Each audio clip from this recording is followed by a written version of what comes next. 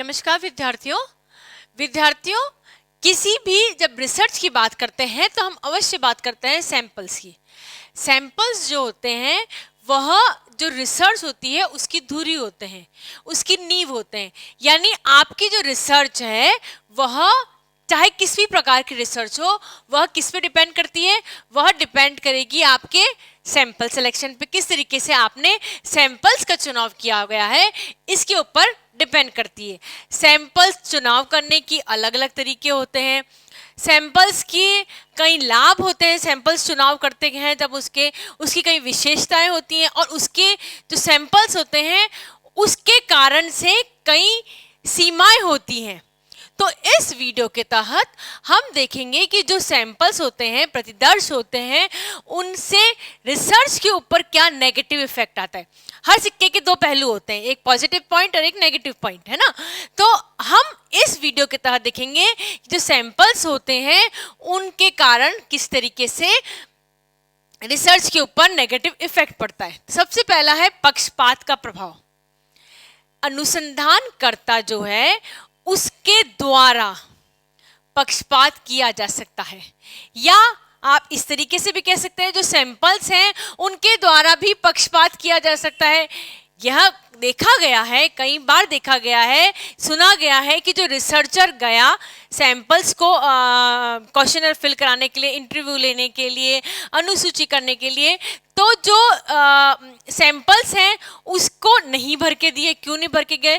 क्योंकि वो विशेष जाति धर्म का था, है ना। तो इस कारण से वो कैसा व्यवहार हुआ? पक्षपातपूर्ण व्यवहार हुआ। या उसके द्वारा जो क्वेश्चनर भरा गया, इंटरव्यू दिए गए, परंतु वो सही नहीं दिए गए, है ना। तो जो उत्तर भी सही नहीं दिए जा सकते हैं, यानी कि पक्षपातपूर्ण व्यवहार हो सकता है। यह किसके हिस्से में था? यह बात थी सैंपल्स हैं उसके हिस्से में। अब हम बात करते हैं किसके हिस्से की? हम बात करते हैं अनुसंधानकर्ता के हिस्से की। जो गलती, जो पक्षपातपूर्ण व्यवहार जो सैंपल करा है, वह पक्षपातपूर्ण व्यवहार कौन कर सकता है? वह पक्षपातपूर्ण व्यवहार अनुसंधानकर्ता भी कर सकता है ना। तो इसमें पक्षपातपूर्ण व्यवहार हो सकता है और इस पक्षपातपूर्ण व्यवहार का जो नेगेटिव असर है वो किस पे आ सकता है? जो रिसर्च है उसके ऊपर उसका नेगेटिव प्रभाव आ सकता है। ठीक है, नेक्स्ट हम बोलते हैं प्रतिचयन में अशुद्धियां। कई बार क्या होता है कि जो ऑब्जेक्टिव होता है, जो अध्ययन का समस्या होती है, जो अध्ययन का उद्देश्य होता है, उस उद्देश्य को लेकर हम क्या करते हैं? प्रतिचयन करते हैं, चुनते हैं हम सैंपल्स को। सैंपल्स किससे चुनते हैं? हम जनसंख्या से चुनते हैं। वो जनसंख्या से उनके प्रतिनिधि होते हैं, परंतु चुनाव करते समय कई बार कई अशुद्धियां हो जाती हैं और गलत सैंपल्स का चुनाव हो जाता है। गलत सैंपल्स का चुनाव हो गया यानी कि गलत डेटा इकट्ठा हो गया, गलत एनालिसिस हो गया और जो पूरा जो रिपोर्ट है, आपकी प्रतिवेदन जो है वो पूरा गलत हो गया। यानी सैंपल्स का चुनाव करते समय हो सकता है कई बार अनुसंधानकर्ता के द्वारा मिस्टेक्स हो जाती है। इस कारण से यह इसकी एक सीमा है, यह इसकी एक हानि के रूप में बताया गया है। नेक्स्ट है तकनीकी ज्ञान की आवश्यकता। कई बार तकनीकी ज्ञान की आवश्यकता होती है सैंपल्स को किसी चीज को कंप्लीट करने के लिए, और कई बार तकनीकी ज्ञान की आवश्यकता होती है अनुसंधानकर्ता को। तो जब हम सैंपल्स की बात करते हैं तो तकनीकी ज्ञान को जैसे फिलअप करने के लिए, है ना, हाँ, हम सिंपल सी बात करते हैं। कई होते हैं मेंटल एबिलिटी के क्वेश्चनर भरे जाते हैं। अब इस मेंटल एबिलिटी के क्वेश्चनर भरने के लिए तकनीकी ज्ञान की आवश्यकता होती है, मल्टीप्लिकेशन, एडिशन, डिवीजन की आवश्यकता होती है। अब है ही नहीं ज्ञान, है ना। जब ज्ञान ही नहीं है तो क्या होता है? ये प्रॉब्लम आती है। किसकी तरफ से? सैंपल की तरफ से प्रॉब्लम आती है। आपने बहुत अच्छी तरीके से प्रतिचयन कर लिया, अनुसंधानकर्ता ने जो है वो कोई पक्षपातपूर्ण व्यवहार भी नहीं किया, परंतु जो सैंपल्स हैं उसमें तकनीकी ज्ञान का अभाव है, हमने ये देखा ही नहीं, है ना। और तकनीकी ज्ञान जो होता है हर सैंपल में नहीं होगा। क्यों नहीं हो सकता? क्योंकि हमने उनके प्रतिनिधि का चुनाव किया है ना। जनसंख्या से हमने क्या किया? उनके प्रतिनिधि का चुनाव किया है। चूंकि हमने प्रतिनिधि का चुनाव किया है तो ये हो सकता है कि तकनीकी ज्ञान की अभाव होता है सैंपल्स में। इस कारण से जो डेटा इकट्ठा करने में प्रॉब्लम आती है। निम्न विश्वसनीयता, जो सैंपल कह रहा है हमें वही मानना है। वो कितना विश्वसनीय है यह हम नहीं कह सकते। हो सकता है जैसे हमने अभी आपको बताया, पक्षपातपूर्ण व्यवहार हुआ है।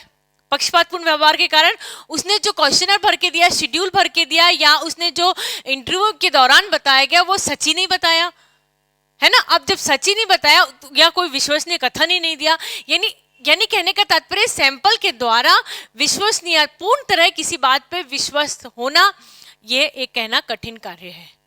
इस सैंपल सिलेक्शन की बड़ी हानि होती है कि जो सैंपल कह रहा है आपको उसी बात को मानना पड़ता है। इसमें पूर्णतः विश्वसनीयता का अभाव होता है। व्यवहारिक कठिनाइयां, कई बार ऐसा होता है, अनुसंधान करता जब रिसर्च कर रहा होता है, सैंपल के साथ में इंटरेक्शन होता है, one two one conversation communication होता है, तब व्यवहारिक कठिनाइयां आती है। व्यवहारिक कठिनाई किस तरह की आती है? सैंपल अभी आधे घंटे बाद आएगा, यानी जो अनुसंधान करता है उसको आधे घंटा वेट करना पड़ेगा, ठीक है, क्योंकि उसको सैंपल से बात करनी है। या ये हम बात करते हैं केस स्टडी मेथड के बारे में, तो जो केस स्टडी मेथड्स हैं उसमें हमने कंट्रोल मेथड में करा, परंतु हम उसको कंट्रोल एनवायरनमेंट नहीं दे पाए। हिस्टोरिकल जब एक्सपेरिमेंट की बात करते हैं, तो हिस्टोरिकल जब रिसर्च की बात करते हैं, तो हिस्टोरिकल रिसर्च में हम डेटा इकट्ठा करने गए, है ना। हिस्टोरिकल रिसर्च में हम जो पिछला हो चुका है उसके बारे में इकट्ठा कर रहे हैं। हमें पर्टिकुलर व्यक्ति से किसे किताबें लेनी है, ठीक है, बुक्स सेलेक्ट करनी है, उसके बारे में आत्मकथा के बारे में जानना है। आप उसमें गए, उस जगह किसी ने आपको बताया अनुसंधानकर्ता को कि आप उस जगह जाइए, उस जगह आपको वह बुक मिल जाएगी उसके द्वारा लिखी हुई, परंतु उस जगह पहुंचे तो मिली ही नहीं बुक। यानी इस तरह की व्यवहारिक कठिनाइयों का सामना करना पड़ता है जब सैंपल का सिलेक्शन होता है। तब प्रतिनिधि प्रतिदर्श के चयन में कठिनाइयां, किस तरीके से आप उस प्रतिनिधि का चयन करेंगे?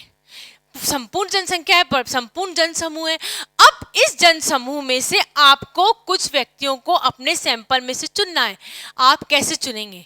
आप इस तरीके से चुनना है, आप मतलब जो अनुसंधान करता है, जो रिसर्चर है, उसको इस तरीके से चुनना है कि जो सैंपल है वह, उसको तकनीकी ज्ञान हो, वह विश्वसनीयता वाला हो, वह वैधता वाला हो, वह उसका उद्देश्य को पूर्ण करने वाला हो, और उसमें वही सब पॉइंट्स हो जो एक आम आदमी में होते हैं, और वह प्रतिनिधि के रूप में उसके उभर कर आए। इतनी सारी बातों करके हमें क्या करना पड़ता है? प्रतिदर्श का चयन करना पड़ता है। अब प्रतिदर्श का चयन करने में कठिनाइयों का सामना तो करना पड़ता है, क्योंकि हम हजारों में से सैकड़ों को चुनते हैं, सैकड़ों में से हम 10 को चुनते हैं, ठीक है। अब चूंकि हम इतने सारों में से इतनों सौ को चुनना होता है, निश्चित तौर पे क्या ये प्रतिनिधि पूरी जनसमूह के हैं अथवा नहीं है, इसमें भी मुश्किल आती है। तो बच्चों, प्रतिनिधि का चयन करना एक बहुत ही मुश्किल काम होता है। नो डाउट आप सैंपल के बिना किसी भी तरीके से कोई भी रिसर्च नहीं कर सकते हैं, चाहे एक्सपेरिमेंटल रिसर्च हो, चाहे फील्ड रिसर्च हो, चाहे केस स्टडी रिसर्च हो। सर्वप्रथम आपको किसका चयन करना होता है? सैंपल का चयन करना होता है।